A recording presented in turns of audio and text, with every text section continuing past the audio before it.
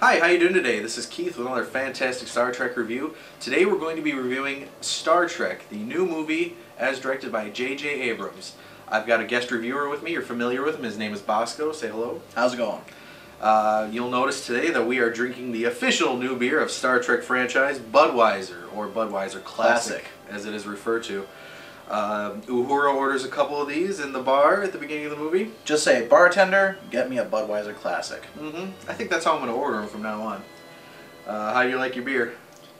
Well, it's got that full-body classic taste you've come to expect from the Budweiser Corporation.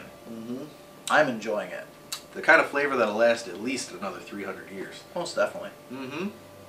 Like I said, we're going to be reviewing Star Trek. It's a decent movie here. I'm going to get into a little bit of what the movie is about. That's what you're going to say, it's decent? Well, I want to save my full opinion for the course of the review. Like I said, so let's talk about the movie for a second. This is what it's about. It involves, it's basically an origin story. We get to see the cast come together and get to see how everybody comes into their places aboard the Enterprise. Now, that being said, it's a completely different timeline. So it's not the origin story for the timeline we're used to. Because at the very beginning of the movie, a Romulan ship shows up in the 23rd century, having come from a post-Nemesis 24th century, and completely alters the timeline. The most dramatic thing being the destruction of the USS Kelvin at the very beginning, which Kirk's father was the first officer aboard, who becomes captain. And he dies, and it completely changes James Kirk's life. Yeah. So he's a very different James Kirk than what you're used to, per se. Even that being said, though, he does have a lot of the same Kirk qualities to him as far as heroism and whatnot. But the movie involves the cast coming together, and the whole time they're trying to defeat Nero, and everything works out fine. But like I said, the whole thing was, it's in a new timeline, and the question I would like to ask you, Bosco, as this was a complete reboot of the whole franchise, you know, we're not going to get the semantics of why it wasn't technically a reboot, it was basically just a changing of the timeline. But did you feel that a reboot of this franchise was necessary? It's alright. I mean, I didn't much care for Enterprise, the show, or Voyager, and having the Next Generation crew go on is, you know, that's getting to be a bit weird, like, you know, we've just been so far removed from them. So without doing something crazy like, you know, just giving one of the characters you already know their own ship and continuing on from there, I'm perfectly fine with it. I think it's better than just like a standard reboot where like, oh, let's just go rewrite everything. Don't worry about it. It's cool. A lot of fans probably would have gotten up in arms like, oh, it didn't go like that before. Oh, it didn't go like this before. And they'll probably still do that. But at least now they have a good reason to like deal with it. Yeah, some people would say that the franchise was getting stale and that you needed a reboot. I don't know if it was completely necessary for the reboot, but I think it was definitely worth it. I mean, now they can tell a whole new set of stories without having to be tied in to all this backstory. Or having to deal with too many of those pesky Vulcans. Yes. If you weren't a fan of the Vulcans, then yeah, that'd be good for you. I mean, I'd be willing to bet, even though I don't really remember the time, I mean, I was alive when the Next Generation came on, but I'd be willing to bet that a lot of the same arguments that fans have now, I mean, you could argue that in the Next Generation, was it necessary to create a whole new ship and a whole new crew? Probably not. I mean, but even though something's not completely necessary, I mean, there's still a lot of great stories to tell, and they did it well, I think. So, let's get into Bosco. Did you have any issues or problems with this movie? Well, there was just one bit of continuity I didn't like. It's a production error.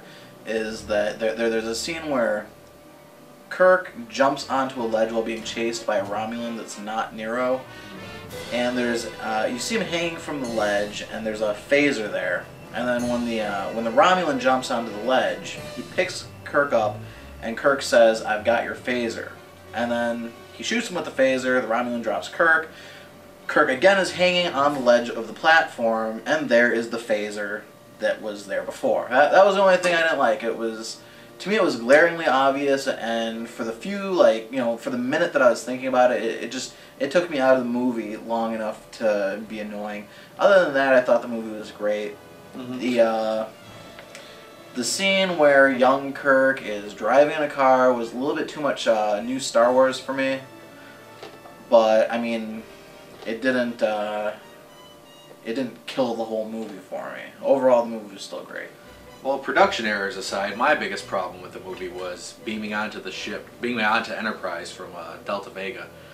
And not necessarily because the ship was at warp. I mean, I could believe that. You know, I could believe Scotty is such an engineering genius that he could do it. My main problem was that everything we know about transporter technology leading into the 24th century suggests that there's only a range of about 40,000 kilometers. A starship traveling at warp would have been far out of range by then. It would have made more sense if they were on a ship also traveling at warp that was near the Enterprise.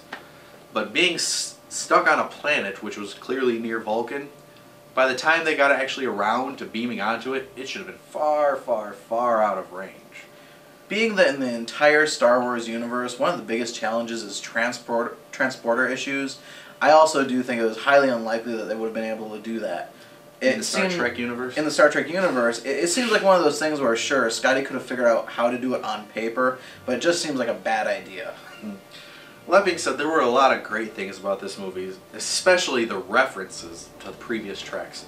You didn't need to get all these references to enjoy the movie, but there were a ton of them. I mean, for one, it was clearly obvious that the writers were big Wrath of Khan fans. Oh, everywhere. the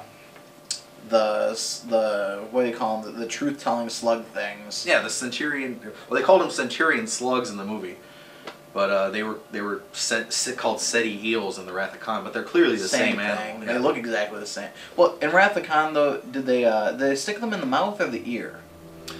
In the Wrath of Khan, basically they pulled out the same looking animal, right? But it kind of like had babies or whatever, and then those crawled into their crawl ears. in the ear. While in this movie they put them in the mouth, right?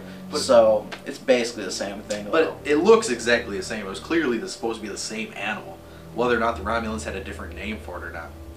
But not only that, but there was lots of other things like from Star Trek 2. I mean, Spock's line to Kirk at the beginning, or when they first meet old Spock. He says, you know, I always have been and always shall be your friend. I mean, that was a classic line from Star Trek 2. Even the whole Kobayashi Maru scenario itself. From Wrath of Khan. That was taken from Wrath of Khan. And even, you know, even Kirk eating an apple during the test. He was eating an apple when he was talking about it later. Just lots of little homages and everything. But even aside from Wrath of Khan, there were lots of little references. Like the red shirt who died while trying to disable the mining. Guy in the red shirt always dies. Guy in the red shirt always dies. There was a tribble in the movies. Scotty had a tribble on his desk. That was great. One of my favorite references with the bullies that they bullied Spock in the Vulcan school. They had blue sashes on their uniforms, just like the episode Yesteryear from the animated series. I mean, who thought they'd make an animated series? There you go. So if you're beating yourself up wondering why you weren't getting the reference, it's okay. It was in the animated series. Yeah, It doesn't. Only he watches. But if you saw it, it was great. That's the thing. I mean, lots of little things from every aspect for all the fans. But overall, it was great. Even references aside, it was action packed. You know, it was entertaining. The characters all had great moments. Everybody got their piece in. What did you think of the movie overall, Bosco? I mean, overall, it was great. Great. It was a good movie. Even if you don't know Star Trek, you could figure it out very easily and still enjoy it without wondering what's going on. I'd say it's a very good movie. Yeah, every character got their specific character moment that was classic to them, and so basically it summed up everybody in one shot.